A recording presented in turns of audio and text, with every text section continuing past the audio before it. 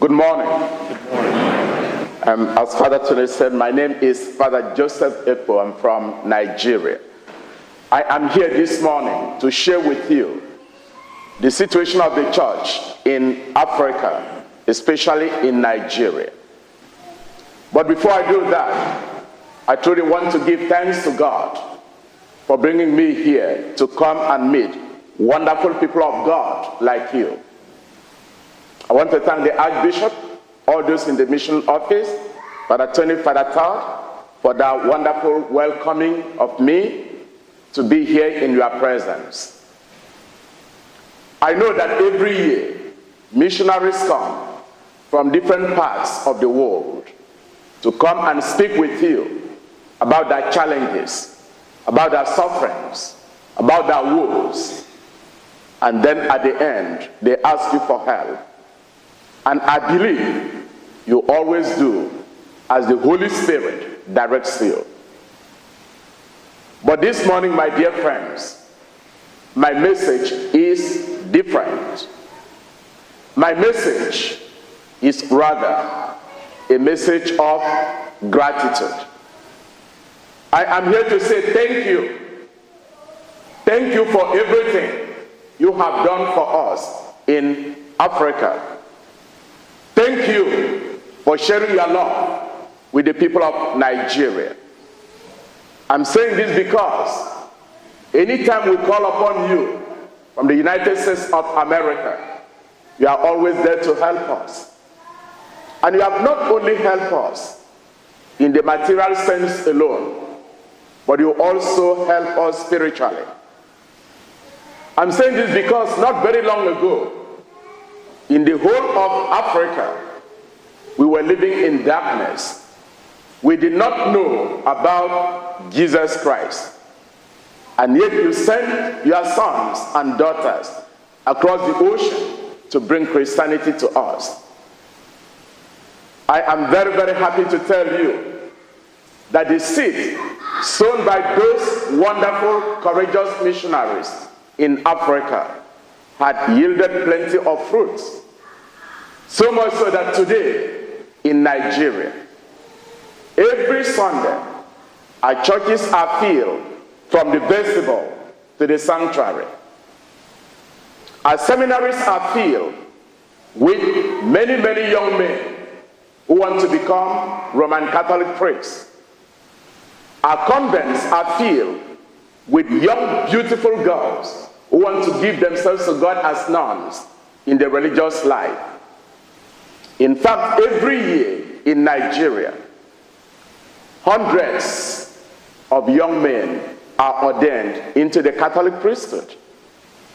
So much so that today from Nigeria, we are sending our priests to so many countries of the world.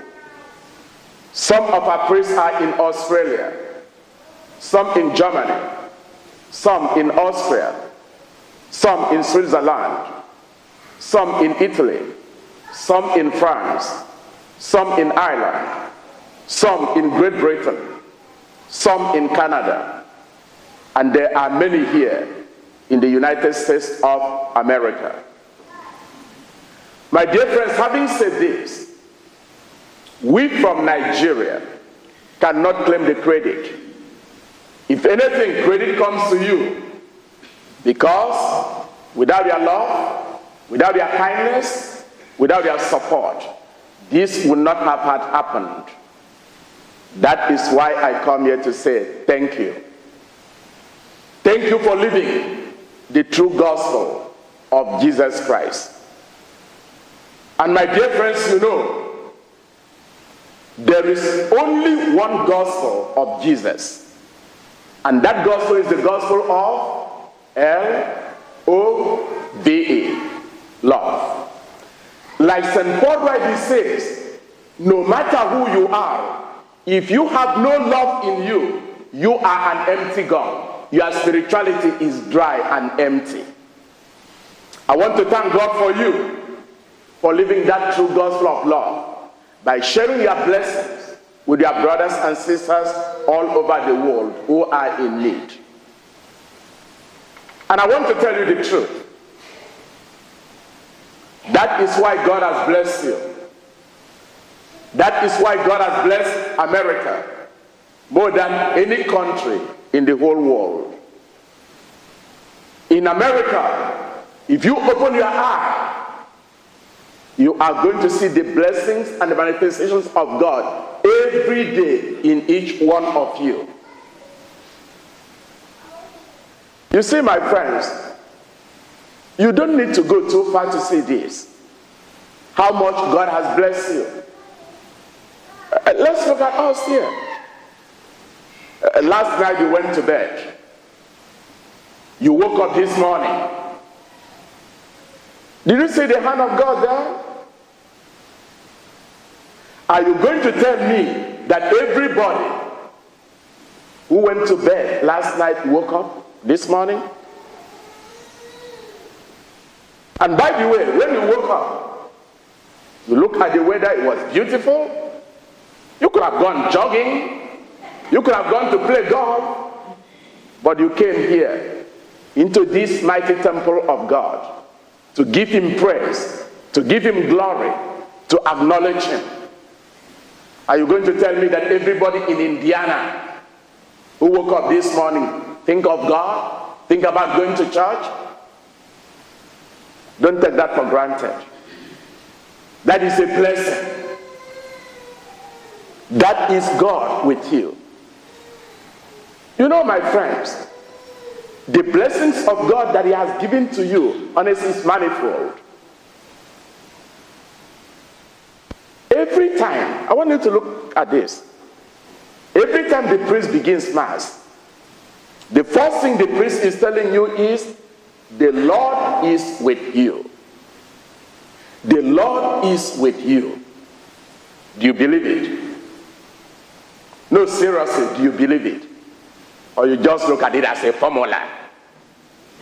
By the way, you guys did it very well here. There are places I go on mission. The priest stands there at the altar and tells the people, the Lord be with you. And then you hear a few people murmur. Honestly, I ask myself, what is that problem? Don't you see? Don't you see how much God has blessed you? I was telling a group of young people the other day. They were complaining. I tell them, guys, stop. I don't want to hear. I told them, if there is any group of people, honestly, who should rise up in the morning and raise their hands in thanksgiving to God, in prayer, even with a dance, it should be all of you in the United States of America. If there is any group of people who should be like the Blessed Virgin Mary in the Magnificat, the Almighty has done great things for us. Holy is his name. It should be all of you in America. My dear friends, all of you, I'm very sure you know what is going on in the world today. I know you watch the news. You read the papers. You know what is going on in Afghanistan. What is going on in Iraq? What is going on in Syria? What is going on in Haiti? What is going on in Central America? What is going on in Nigeria? You see this. You read about this. But have you ever asked yourself a question? How come you are so blessed to live in the United States of America? A country that the hand of God has blessed. What do you guys do so well? That God made you to be born in America, not in Haiti, not in Afghanistan, not in Syria, not in Iraq, not in Nigeria. What do you do so well? No, seriously. Do you give thanks to God? Do you wake up and tell God, thank you for making me live in this blessed nation called the United States of America? Thank you, God, for making me be, even if you are an immigrant in this country. Do you think that it's easy for people to migrate to America? Do you see what is going on in the Arizona desert? Do you see what is going on in Florida? Do you see what is going on in the bridge in Texas? People try to come into this country, they cannot. What do you do so well that God made you to migrate and come here? You tell God, thank you. Are you happy that you live in this country? I know some of you are happy, but I have to also be very honest to you.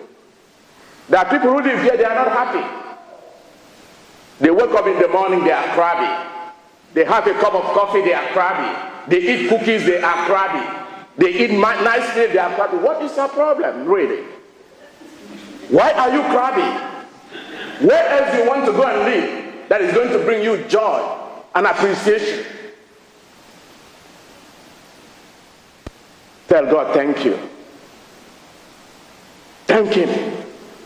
Give praise to Him. My friends, you see, I'm doing this mission for children. These are children who are abandoned. Their parents are all gone. We are not blessed to have a government like what you guys have here in America, who can help those who cannot help themselves. Many of these children, in order to survive, they wander inside the forest, inside the woods, looking for food to eat. Sometimes they will pick up things that are rotten, things that are poisonous to eat. And when they eat these things, it upsets the chemistry of their bodies. So much so that you see their stomachs start to protrude. Their hands and feet start to swell. And for some of them, if you hold them very tight, they burst open. And when they burst open, you do not see any trace of blood. What comes out is like water, and it smells terribly. For those of them that the sickness had gone into advanced stages, if you go very close to them, you are going to see worms and maggots eating them while they are still alive. Medical doctors call this sickness kwashiorkor. And they say that kwashiorkor is caused because of malnutrition and lack of vitamins. My dear friends, when I say this, I'm not saying it because I want people to show pity, but rather for all of you to raise your hand and tell God, thank you for America. Thank you, Lord, for what you have done for us in this great nation. God forbid, suppose any one of you here is sick. All you do is move a few blocks from here. You are going to see that beautiful medicine store called Walgreens. And you get inside Walgreens, you are going to see a sea of medicine. And there are people who say they don't like Walgreens. All they do is move a few blocks from there. They are going to see another one called CVS. And then you get inside CVS, you are going to see another sea of medicine. And this is all in one locality. Do you see the hand of God here? Do you see what God has done for you? Where I come from, we do not have CVS. We do not have Walgreens. Even if we did, only the rich people would be able to afford it. I'm going to make only one suggestion to all of you. Only one. And this is my suggestion. Every time you go to Walgreens, every time you go to CVS or any of the drugstores to pick up your medication, I want you to stand there and make the sign of the cross and tell God, thank you for America. Thank you, Lord, for what you have done for us in this great nation. Yes, my friends, God is with you. Apart from poverty in Nigeria, the most terrible problem we are having now is with Islam.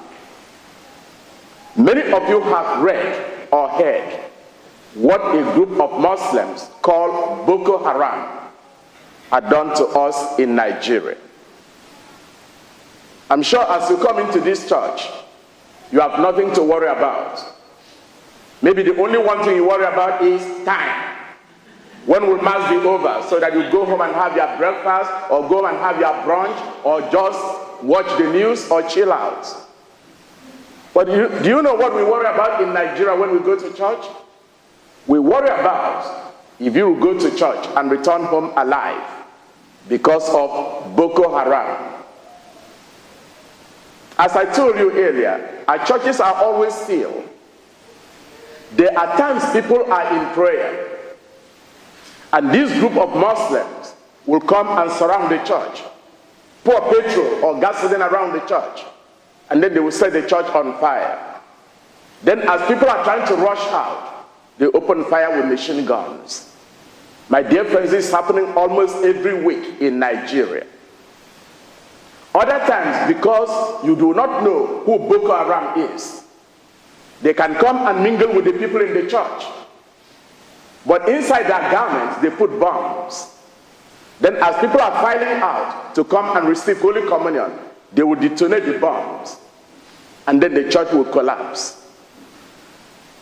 But the most terrible thing they are doing now is taking advantage of these abandoned children. They will look for these children. When they find them, they ask, "Are you hungry?" The child will say, "Yes." "Do you want something to eat?" The child says, "Please." And then they will give the child a little piece of bread. As the child is chewing the bread, they put bombs around the child, put a new garment over the child, and they will tell the child, "Go and sit in that church and wait for us. After Mass, we will come and get you and give you more food." The poor innocent child does not know what he or she is carrying.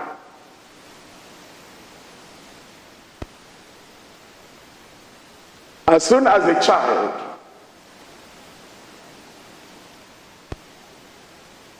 enters the church,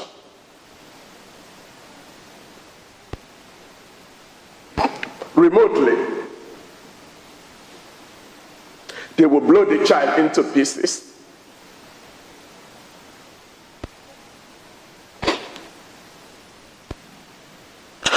And the church will collapse.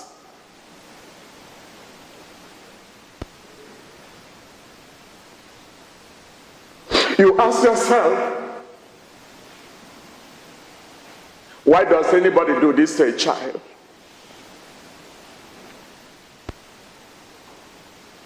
Just because a child asks for a piece of bread? Because of hunger? These are children who want to go to school. These are children who would like to grow up like any child here in the United States of America. These are children, giving them opportunity, they will be like any child in the world. And somebody uses them as the weapons of their choice to fight the church. And by the way, when they do this, they are telling you they are doing this in the name of their God. And you ask yourself, what God will want you to use an innocent child to fight a war? What God will tell you to do that? What God are you worshiping? And this is going on constantly. I share this with you because I know that a lot of the things going on in Africa, especially in Nigeria, is not reported here. And when they report, they don't give you the clear picture of what people are going through. Like some of you who know this story, as you sit here, you know the number of priests who have been beheaded each week. You know the number of seminaries that have been burned down, number of convents that have been destroyed, number of young people that have been kidnapped and taken into the forest, number of young girls that have been sold into sex slaves by this Boko Haram. These are human beings. And you ask yourself, why would anybody do this? I'm sharing this story with you because I want you to be grateful to God that you can come here and sit in this beautiful church as long as you want. Nobody's coming here to kidnap you. Nobody's coming here to behead you. You are very blessed. I share this story with you because I don't want you to take your religious freedom and your religious liberty for granted. What you guys have here freely in many countries of the world, including Nigeria, people pay every week with their blood. God has blessed you. God has done a lot for you. And you should be very grateful to God. In spite of all the killings, in spite of all the beheadings, in spite of all that Boko Haram is doing, supported by Saudi Arabia and United Arab Emirates, and also Turkey, in spite of all that they are doing to try to suppress the church, destroy the church, I have good news to share with you. And the good news is the Catholic faith in Nigeria is very strong. The Christian faith in Nigeria is very, very strong. We don't cave in or give in to the threat and the killings and the terrorism of Boko Haram. We do not surrender our faith to the enemy. In fact, go to the church that was raised down the previous week. Go this week, a little table is going to be put there on the rubble. Holy Mass is going to be celebrated. And you are going to see hundreds of people at Mass. And then you ask them, are you not scared that the enemy may come back? The people will turn to you and say, where else do you want us to go? This is all that we have. If this is the way God wants us to go, so be it. My friends, the word is called faith. Faith in God. In Nigeria, we don't give up our faith. We don't surrender our faith in spite of all the beheadings and killings and bloodshed. Why I say this is because I want to make one request to all of you. And my request is, please, please, please, do not ever surrender your faith. Do not give up your faith. I know why I'm saying this. I know that you guys have your own persecution here in America. But the persecution here in America is not beheading, it's not kidnapping, it's not imprisonment, it's not torture.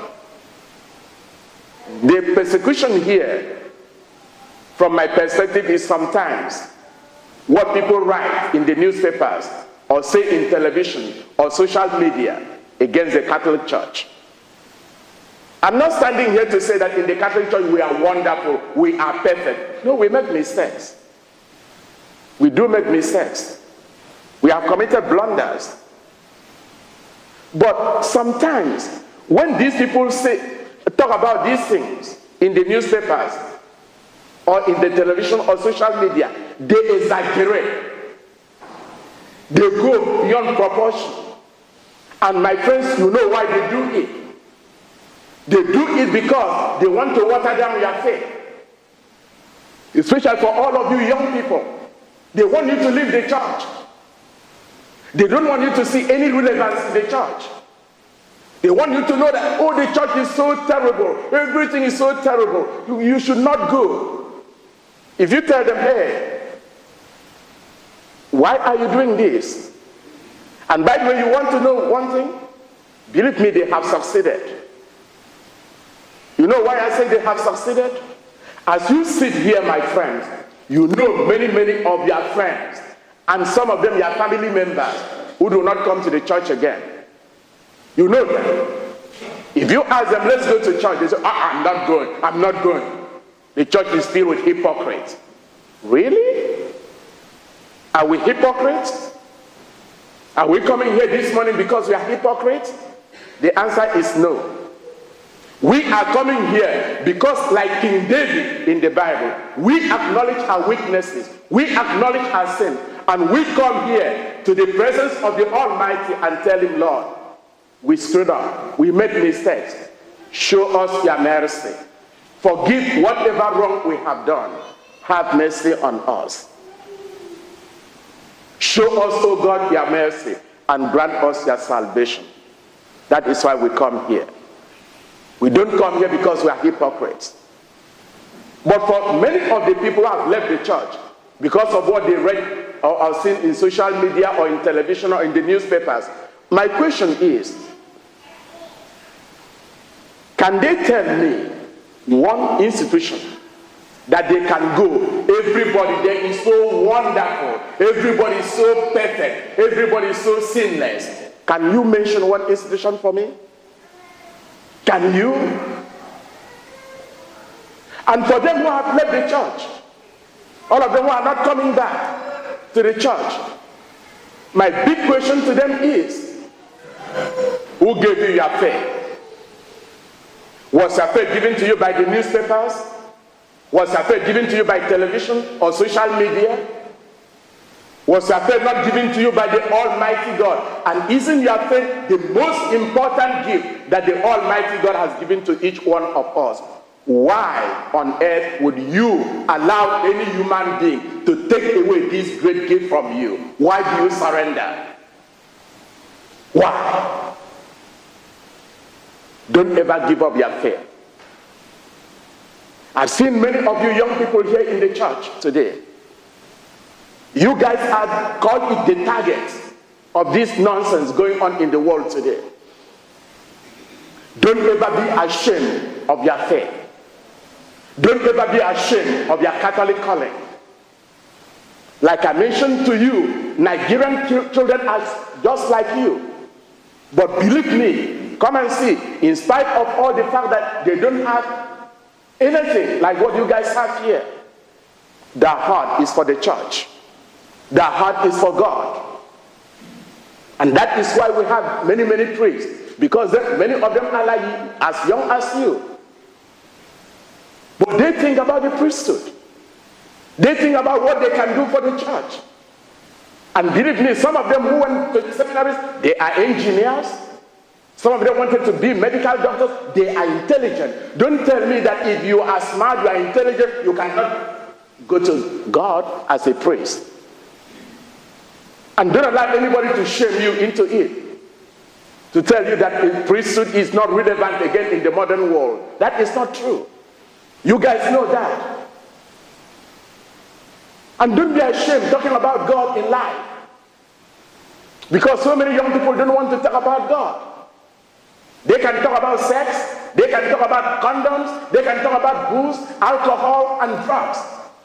But when it comes to God, they are so shy. But I don't want to go there. I don't want to talk about it. Why are you so ashamed of God in your life? Do you see who you are?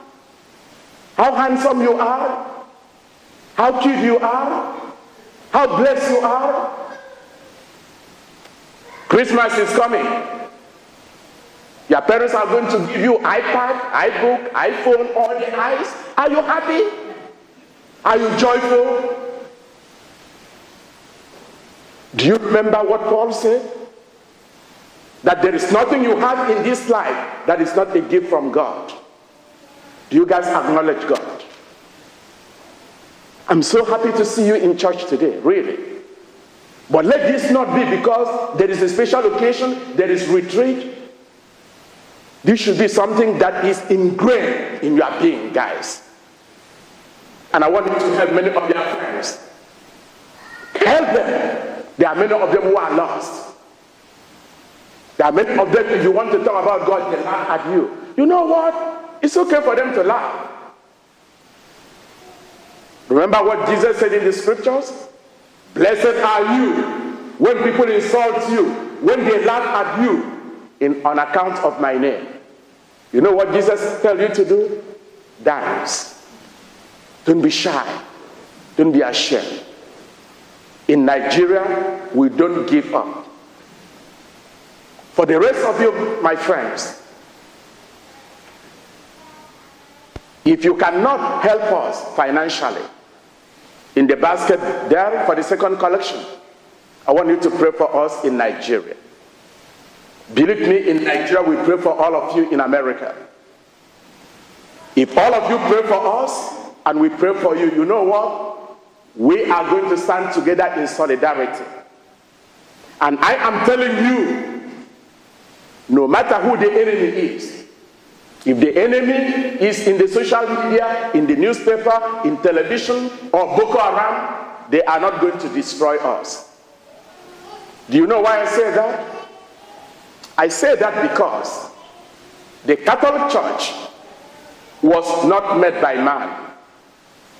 The Catholic Church was made by Jesus Christ, who looked at Simon Peter and said to him, "You are Peter, you are the rock, and on this rock I build my church, and the powers of hell and the powers of the underneath will not destroy it." My friends, that is our church. That is our church. Let us join hands and pray together and trust that God is not going to abandon us. And for those of you who will be able to help the children financially in the second collection, I want you to remember the words of the gospel of today and what Jesus always said in the Bible. Whoever gives even as much as a cup of cold water to any one of mine will not lose his or her reward. All of you in America, you have given us more than a cup of cold water. As Father and I say this Mass, I'm asking God to bless you. I'm asking God to watch over you and your families. Thank you very much for being here this morning. Thank you for your faith in God. And thank you for your faith in the Holy Roman Catholic Church. Thank you for everything you have done for us in Africa, especially sharing your love with the people of Nigeria. God bless all of you.